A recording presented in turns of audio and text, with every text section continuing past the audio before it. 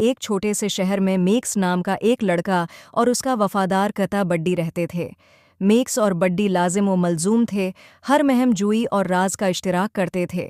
ایک دن اپنے گھر کے پیچھے جنگل کی تلاش کے دوران میکس اور بڈی نے ایک پرانا پراسرار نقشہ دریافت کیا۔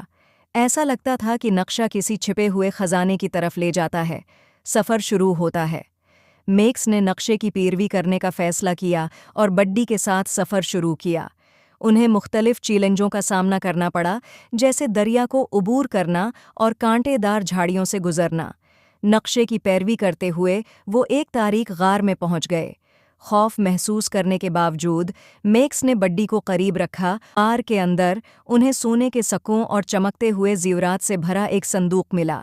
میکس اور بڈی بہت خوش تھے اور اپنی آنکھوں پر یقین نہیں کر پا رہے تھے۔